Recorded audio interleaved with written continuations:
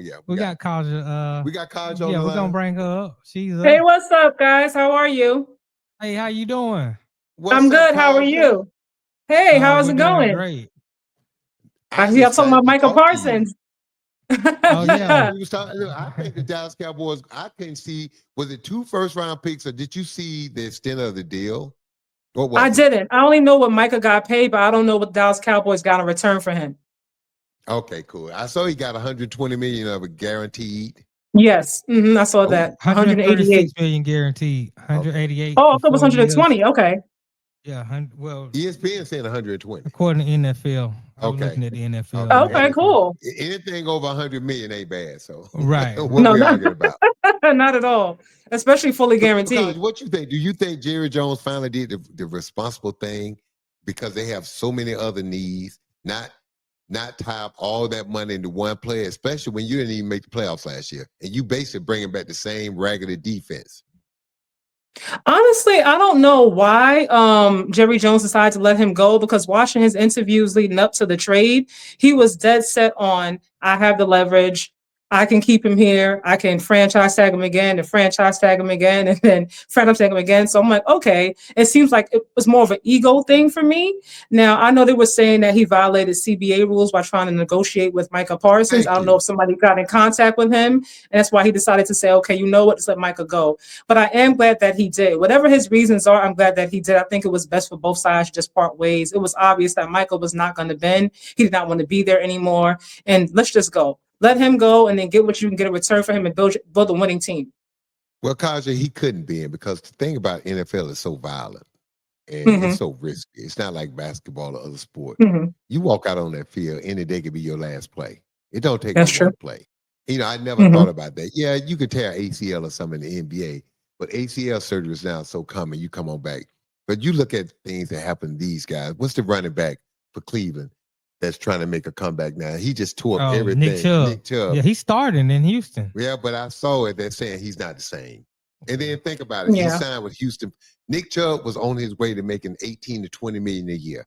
After that injury, he signed with Houston for $2 million. That's the Wow. thing about the NFL. That's a I running mean, back. yeah, Wow. but any position you get hurt Right. like Yeah, that. yeah. So You're just right. Nick Chubb was going to could have got $18 million a year. Now he's making $2 million a year, all because of that devastating injury. So that's Yeah. the Right. thing about football. You got to get your bread when it's time to get it.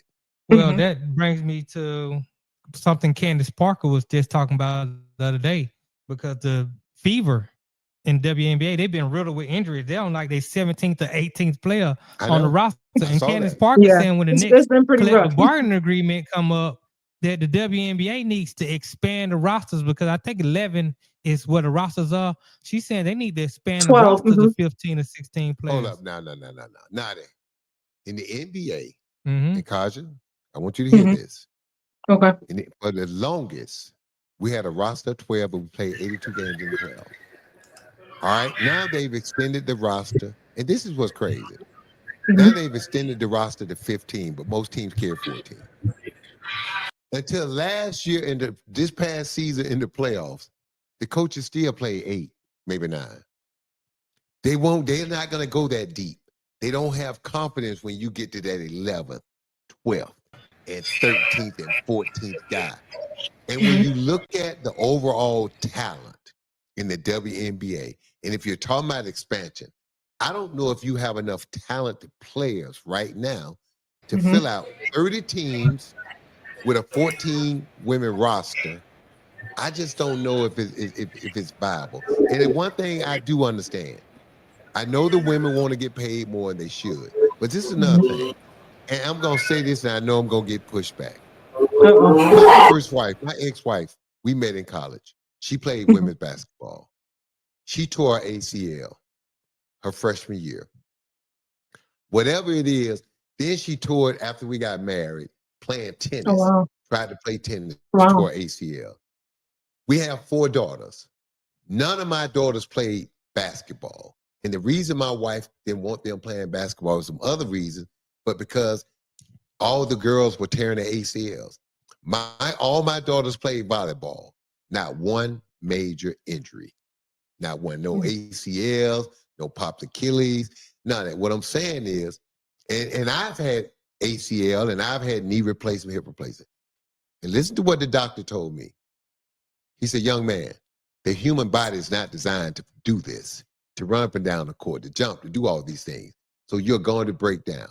So my question to you is, as a woman, look, the women should get more money, but they gotta, to me, it's gotta grow with the league. Right now, the WNBA has not made the owners any money.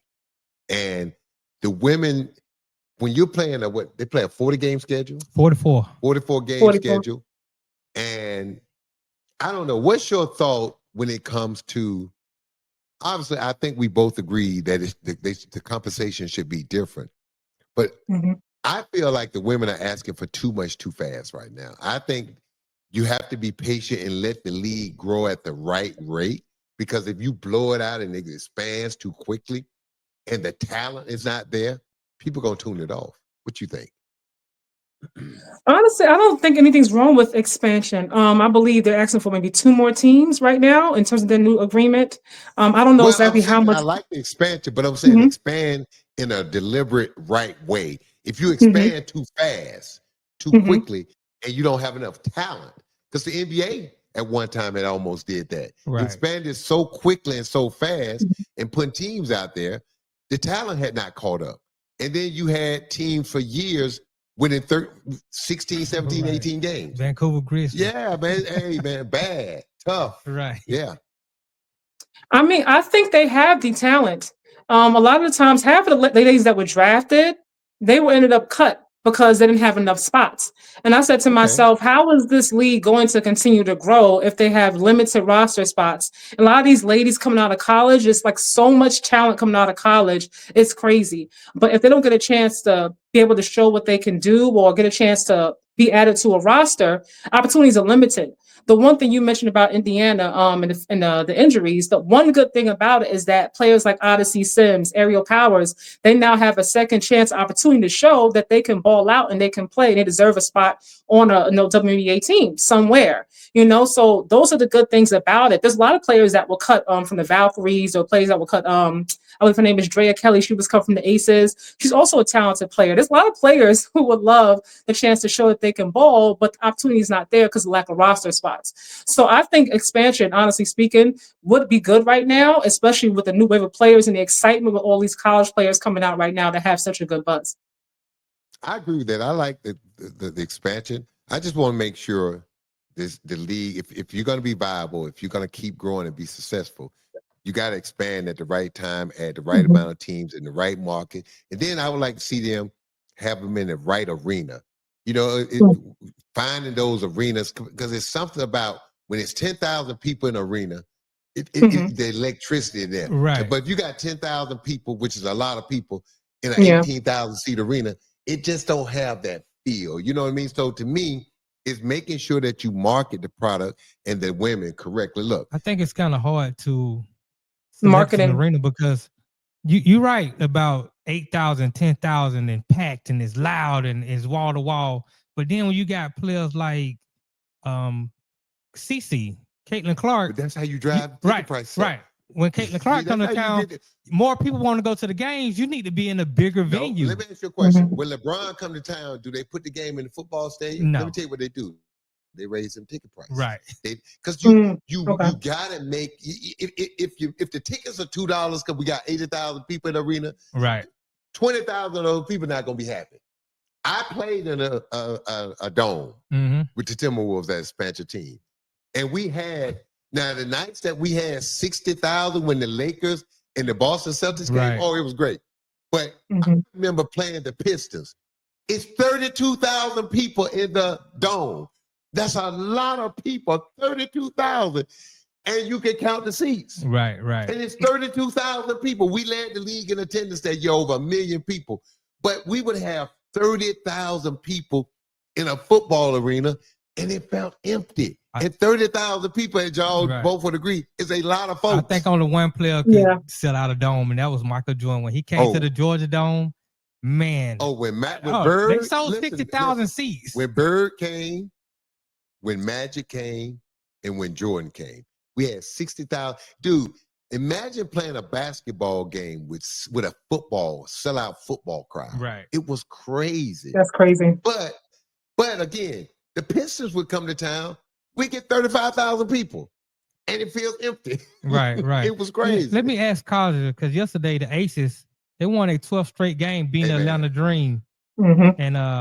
And Jackie Young, and man, this girl be Asia balling. Wilson, man. Asia Triple double, Wilson. huh? I mean, they got a good squad. She's the truth. Mm-hmm. I want to talk a little bit about the Aces, but I want to ask you about Brittany Griner, because Brittany Griner only scored 2 points and had 5 rebounds in 10 minutes. What's going on with Brittany Griner? Honestly, that's a really good question. I don't know what's going on with Brittany Griner. You know, her stats have dropped across the board from last season or her previous seasons. I'm wondering if she honestly feels like her minutes have changed. I'm like, you know what? At this point, I really feel like I think she should stay with Phoenix #1. I don't know why she left, but I really think like she's at a point now where I think she's getting ready to more so retire. I feel like she's at the end of her career. I don't see the same will and the same drive that I used to see from her in previous seasons, because she still has all the intangibles. She still has the height. She still has the capability of being such a dominant player, especially on defensive end. But yet in the game, she doesn't really insert herself. Like, I don't really see her trying to make an impact. And it's not always about, for me, when I watch a player play, you don't necessarily score 20, 30 points, but are you doing the little things that impact winning? You know, rebounding, offensive rebounding, steals, forcing turnovers, you know, things like that. I don't really see that same hunger and drive from her. I don't know if it's because her role is a little bit different with this Atlanta Dream team, or if it's a mental thing. I don't know exactly what's going on with her, but I think honestly, it feels like she's at the tail end of her career when I look at her. I think she's like, okay, it's winding down for me.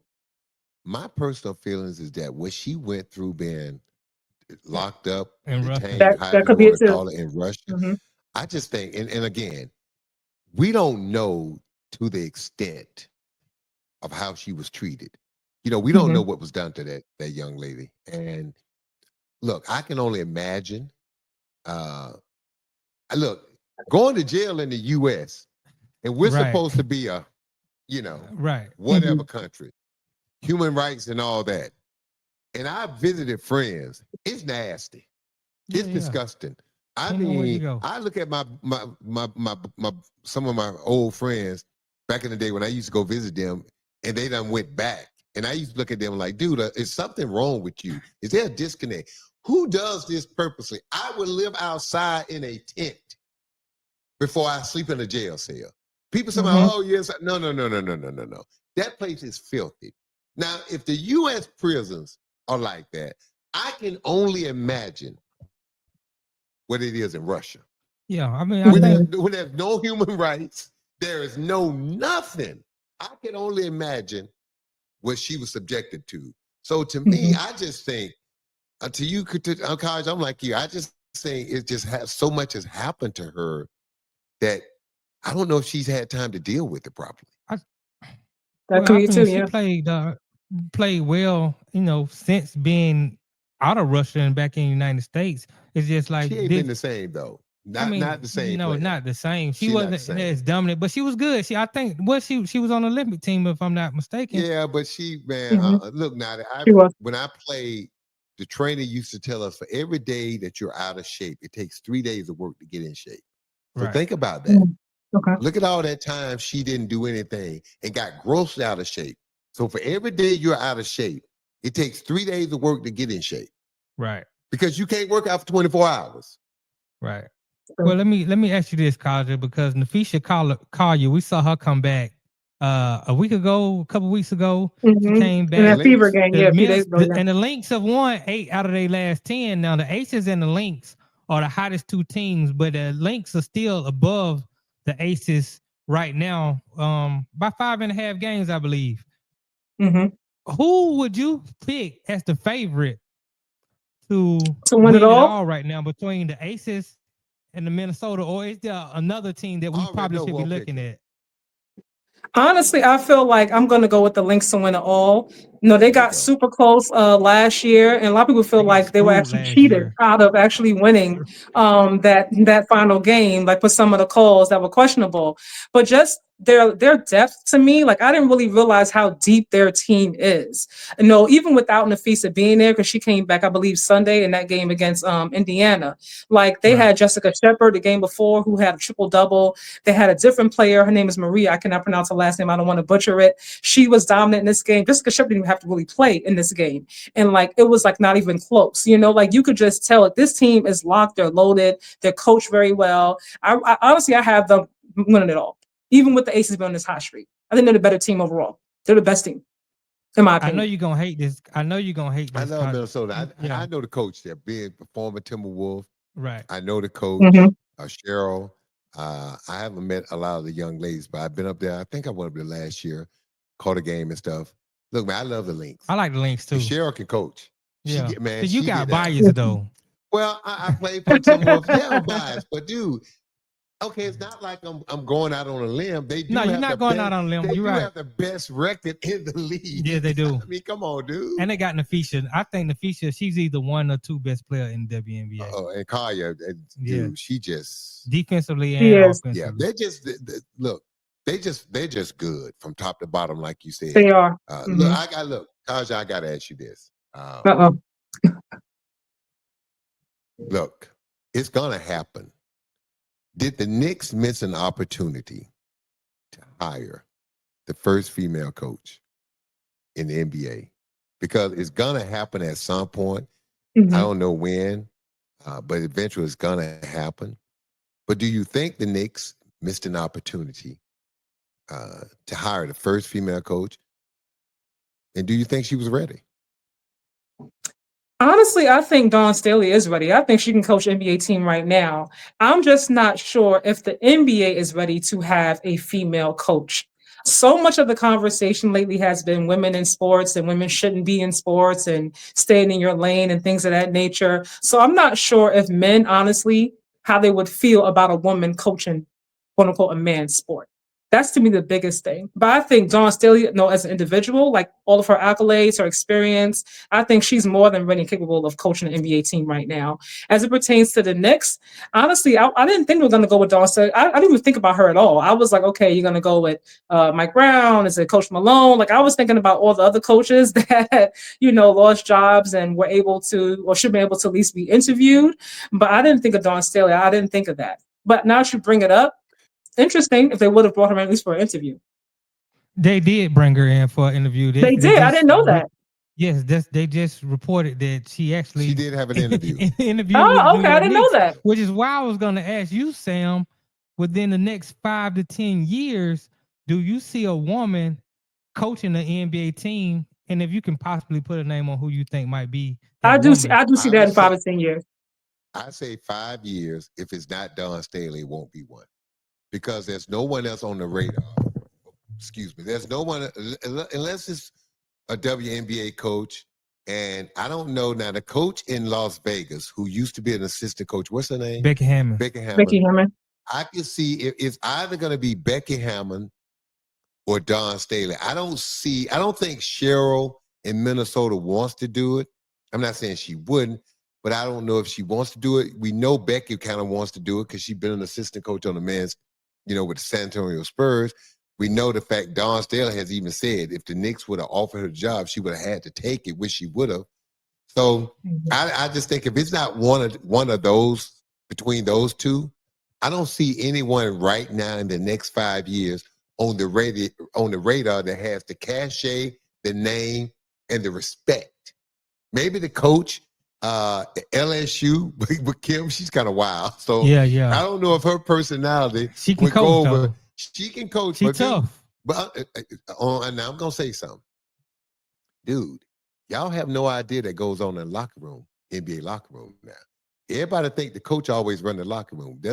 I've been in locker rooms when the players have ran the coach out the locker room. I've been in the locker room when the coach stand up there talking and somebody say, "Man, shut the hell up! You don't know what the hell you talking about." And I've been and I know this for a fact. Certain players get on the bus and the coach say, "Well, the bus leaving tomorrow morning for practice," and certain players say, "Nah, we need a day off. We ain't practicing. And I asked the players, who did y'all listen to, the coach or the player? Man, we listen to the player. Understand something. Now, the NBA is a different animal. Mhm. So that's what I'm saying. That's what I'm saying now. It's a different animal. Just because you the coach don't necessarily mean you run the team. Generally, in the NBA, if the coach don't come in and get the respect of the best players, he just managing. So understand something. It's a different animal. And this is I say this to every coach. Got nothing to do with your gender. When you're standing up in front of that team and you start talking, and one of your players give you that flip you off or give you the F you, I love you with the F word, what do? Do you? And I've seen it happen too many times on my hands, fingers, and toes to count. And you have a choice. You stand your ground. I've seen coaches turn and walk out, stop practice. I've seen coaches go back at guys, and then when guys go back at them, seen them stop. Y'all seem to forget. Latrell Sprewell choked the coach. Yeah, now, he did. Listen, He did. It doesn't normally get that bad, but not it. Katja, it gets heated. Like, you got to understand, you the coach, but if you're a young coach, you got guys in your locker room, dude, I'm older than the coach. Right. If you got veteran teams, like when I first came in league, we had guys on our team 36, 37 years old. So we had, other than Bill Musselman, we had players older than every other assistant coach. I remember one day, one of the assistant coaches said something to one of our players. You know what he told him? Man, shut the hell up. You ain't the head coach. I listen to one dude. That's him. He controlled the minutes. So what are you going to do? And it happens. And listen, and it just don't happen on the bad teams. The better, the bigger name players you have, right, the harder it is. Hey, man, everybody think it's easy to coach LeBron. It ain't that LeBron going to go off on you. LeBron just going to do what the hell he want to do. Right. That's always been the case with superstar players. He gonna, look, man, not that they're going to, you saw KD when he came out the game in Phoenix and Coach Budenholzer tried to grab his arm. Right. Man, get your hands off me. I remember a story you told me one time about Michael Jordan. Hey, man, Michael Jordan, hey, Katja, I want to tell you a story. A good friend of mine told me this, playing for the Bulls. He said Phil was on Mike's ass one night, just yelling. Every time Mike do something, Phil yelling, Michael, what that? Just timeout comes. Michael comes to the bench. Phil starts in on him. Michael Jordan stops Phil right in his track and says, Phil, why don't you go play? I'm done. Now, what do? You've been on Michael Jordan ass all night. Michael Jordan said, you go play. I'm done. Obviously, you could do it better. You got to decide. This is the beauty of Phil Jackson. This is the genius of him. He knew at that moment he had messed up because everybody looking at him now. Mike done shut the huddle down. You've been on my ass. I'm done. You play. This is what Phil says. Come on, Mike.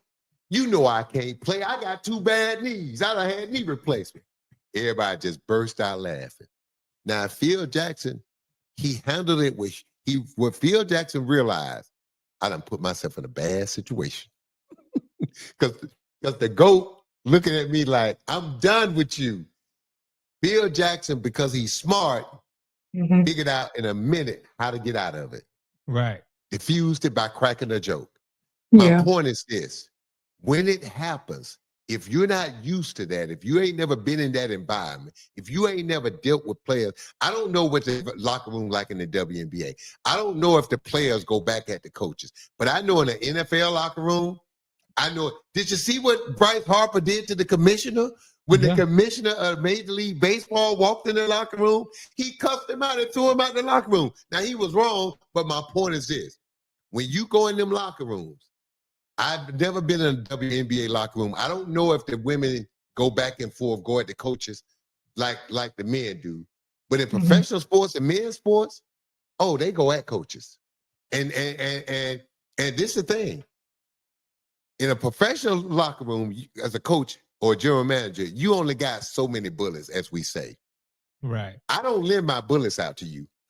If you get yourself in trouble with the players, You got to get yourself, because if I'm the coach, like I used to tell my assistant coaches this, hey man, you ain't me. You ain't the head coach.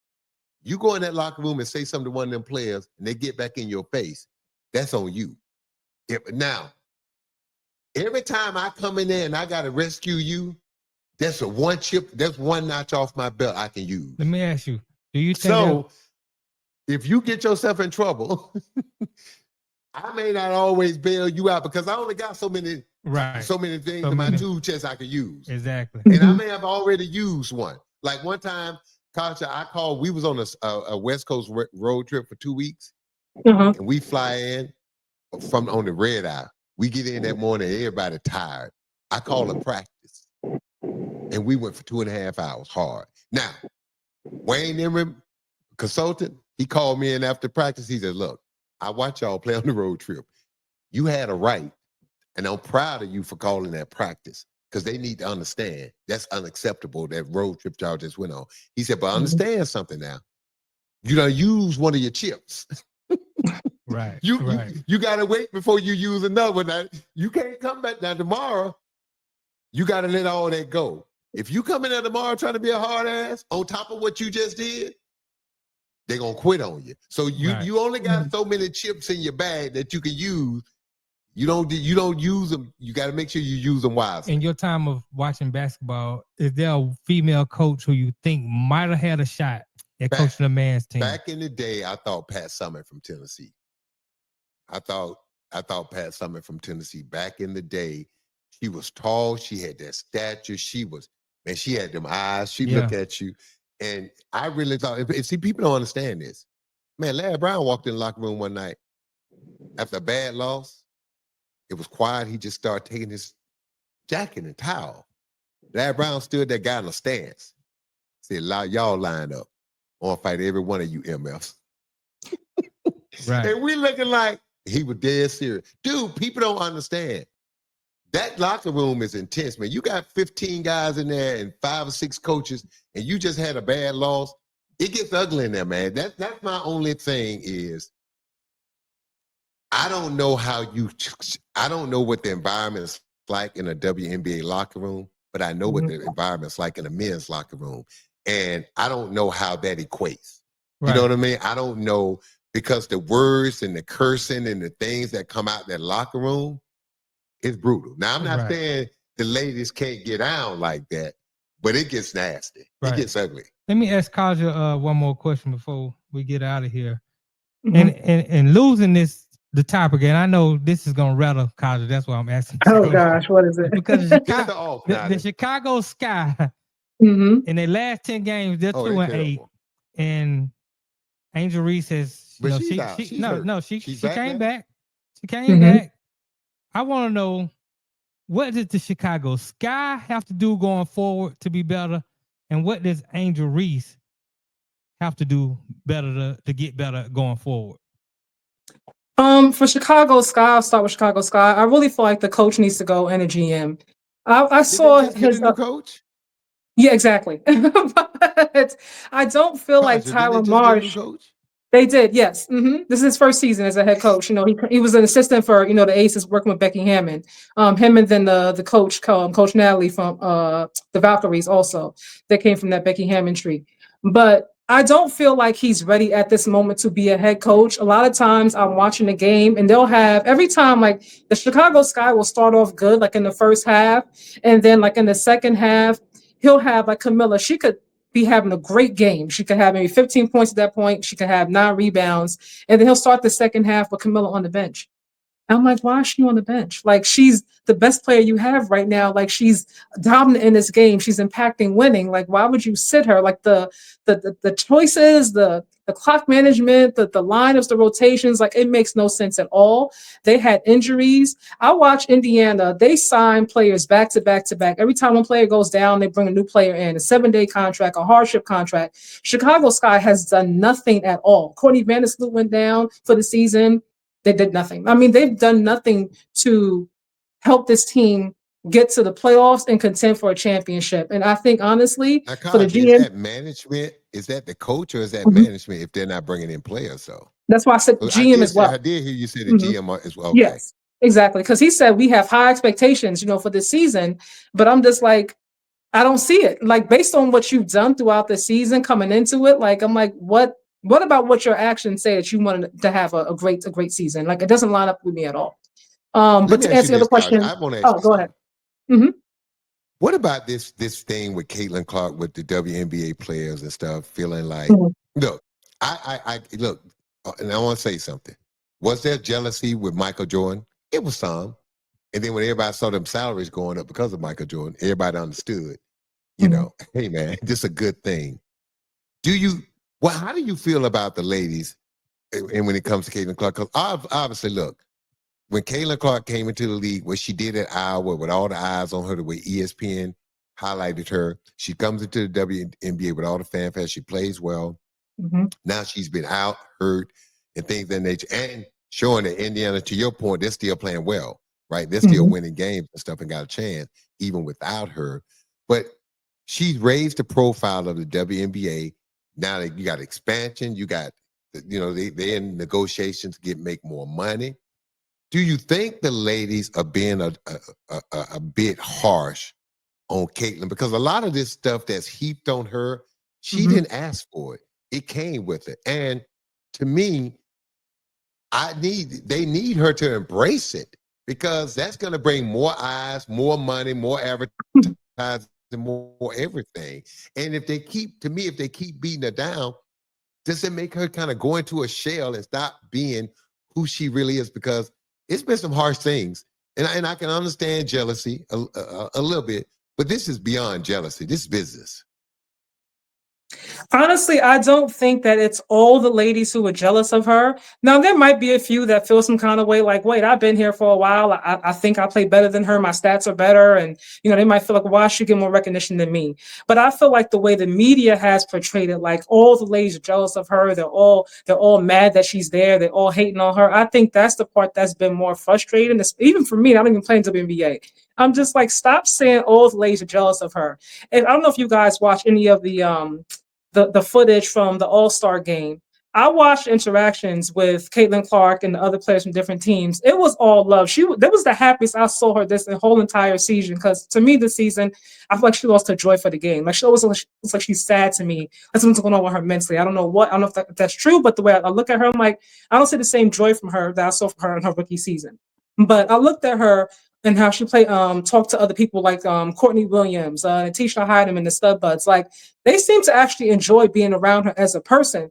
I feel like the media makes money off of, okay, Angel hates Caitlin and the players don't like her. They're so aggressive with her. When you actually watch the games, they're aggressive in general. The ladies are really, really aggressive, more than what I actually thought before I actually started watching the games. I mean, that the way they foul each other, Alyssa Thomas, she don't take no prisoners, no matter who it is. It could be a rookie, black, white, like she goes hard at whoever every single game. So I don't think this narrative where it's like everybody's jealous of her, everybody's so aggressive with her, it's not specific to her. They're aggressive with one another, period. I get it. Yeah. I just, I hate to see all that stuff because, when you're in a league and you're growing and you're expanding and Mhm, more money coming in and yeah, a lot of eyes on her, but you embrace that to me. mhm. You get on that train, like the same thing with golf for Tiger Woods. Man, get on that train and ride, man. Get on that magic carpet. Get on that bus and figure out how to stay on that bus because that bus is growing right there. Kaja, look, we got to do this again. I enjoy it. Look, because now I want to get when we start the season.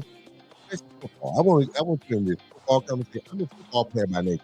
I play football. I play basketball. Not Mhm. stuff, Stop but I playing, know man. football, right?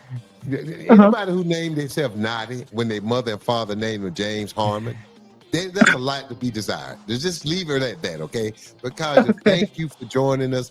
Thank you for your insight. Look, we Thank got to you. have you back, especially when the WNBA playoffs come up, because there's gonna be some good series going It's on in gonna the be some. It's playoffs. gonna be some good series. Yes, absolutely. Indiana's gonna be in there, y'all. Don't Oh worry yeah, about it. They're gonna be and in I there. played for the Pacers too, so I got two dogs in the fight: the Indiana, Boy, you the stay, boy, Fever, you a and the fanboy for Uh Liberty. real. Oh, okay. See, now you calling me a fanboy. Look, we got to take a huh. break real quick now because now they're not Okay. about to throw. I'm about to put hands on now. We'll be back with more in the game network. Thank you, Kaja. Don't All forget to right. hit that Thank you, like and guys. subscribe Bye. button. Thank you, Kaja. We'll be right back after more stuff.